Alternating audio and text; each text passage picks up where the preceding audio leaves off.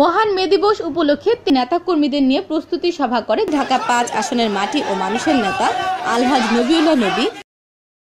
আগামী যে গত আমরা আন্দোলন করে আসছি সেই অ্যাকশন বিরোধী আন্দোলন থেকে এই ড্যামরা যাতে পারে ঢাকার পূর্বাঞ্চল থেকে এত বড় মিছিল এত বড় আন্দোলন কোন সময় কোন জায়গাতে হয় নাই।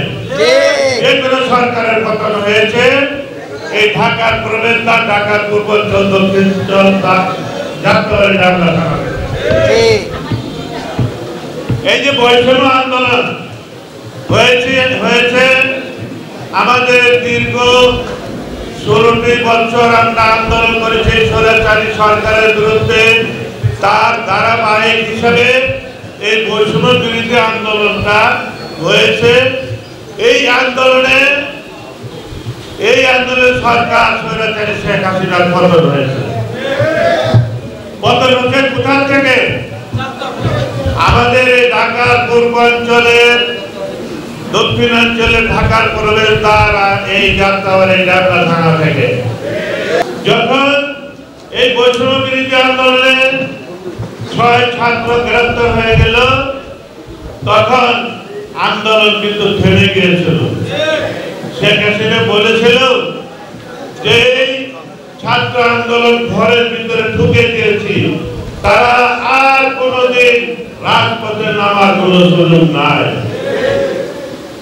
কিন্তু পরে কি হলো?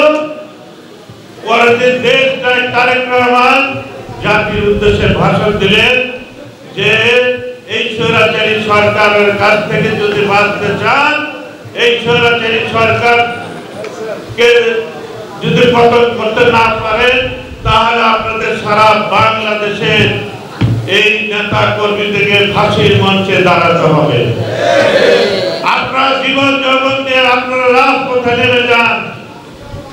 আপনারা দলমত নির্বিশেষে বিএনপি এবং অঙ্গ সংগঠনের রাজপথে নেমে যান। সেই ডাকেই আমাদের এই যাত্রাবাড়ি থানা থেকে এই স্বৈরাচারী সরকারের পতন শুরু হয়েছিল।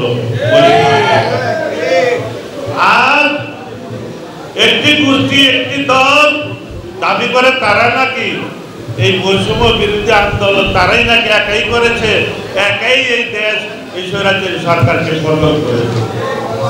আরে দেশ তারেক রহমান যদি নির্দেশ না দিতে এই লাখ লাখ কোটি এই বৈষম্য বিরোধী নামে এত লোক আপনাদের নাই। এই বৈষম্য বিরোধী আন্দোলনের ছাত্র ছাত্রী তো আমাদেরই ভাই ভাই, আমাদেরই ছেলে মেয়ে সন্তানরা, ছাত্র দলের সন্তানরা। আপনার মুসলিমে কয়েকজন এই ছাত্র নেতা আমরাই দেশটাকে স্বাধীন করে বলাই। আরে দেশটা তারেক রহমান নির্দেশ না দিলে এই দেশে এত লাখ লাখ কর্মী মা বোনের রাজপথে যেভাবে নেমেছিল, আমাদের স্বাধীনতা মুক্তিযুদ্ধ এত এই সাহস নিয়ে মা বোনেরা লাঠি সুটা নিয়ে এই বরাবরই সরাসরি এই স্বৈরাচারীর প্রশাসনের লগে যুদ্ধ লড়াই করে এই এলাকারে আমার এই ঢাকার ৫ আসনে 1 শতাধিক উপরে শহীদ শাহাদাত বরণ করেছে। আমরা আগামী নির্বাচন যতই ষড়যন্ত্র হোক না কেন, আগামী নির্বাচন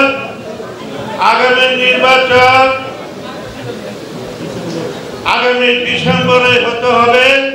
এই অন্তর্বর্তীকালীন সরকারকে আমি অনুরোধ করব এবং দাবি করব যে আগামী ডিসেম্বরের মধ্যে আপনি একটা সুস্থ লেভেল প্লেইং নির্বাচন দিয়ে সসম্মানে চলে যাবে।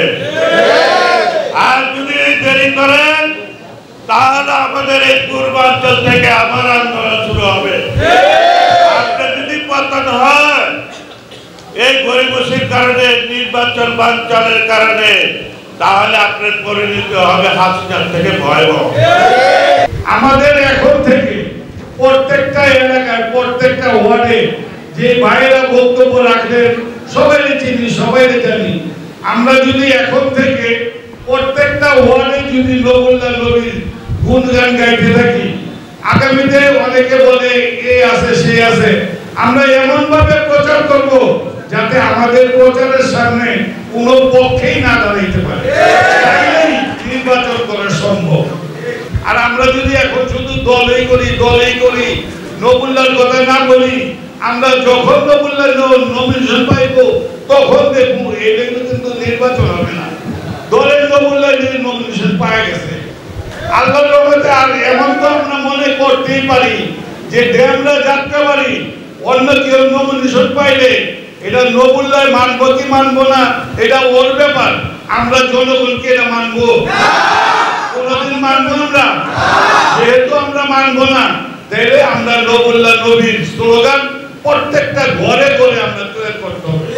প্রত্যেকটা এলাকায়, প্রত্যেকটা বাজারে, প্রত্যেকটা দোকানদারে সবার কানে পৌঁছাইতে হবে যাই ভাই আমি নবুল্লাহর কর্মী, আমরা নবুল্লাহ আগামীতে নির্বাচন করব, নবুল্লাহর এই গুণগুলি আছে ভাই, আগামীতে নবুল্লাহর যদি ভোট দেন তাহলে ইনশাআল্লাহ আপনাদের সুখে দুঃখে এই নবুল্লাহ আপনাদের পাশে থাকবে। অনেককে দেখা যায় মিছিলের ব্যানারের সামনে থাকতে প্রতিযোগিতা করে, যুদ্ধ করে দেখি, কিন্তু আগামীকালের অনুষ্ঠান থেকে, পরবর্তী অনুষ্ঠান থেকে আমরা দেখব যে ওয়ার্ডের প্রেসিডেন্ট সেক্রেটারি মনে করব সামনে যে যুদ্ধ করতেছে, আমরা মনে করব ওই ওয়ার্ডের নেতৃত্ব অত্যন্ত দুর্বল, সে লোকজন নিয়ে আসে না দেখে তার চেহারা দেখানোর জন্য সামনে যা দাঁড়ায়, সে লোকজন নিয়ে আসে না দেখে তার চেহারা দেখার জন্য, ফাঁকিবাজি করার জন্য ব্যানারের সামনে দাঁড়ায়।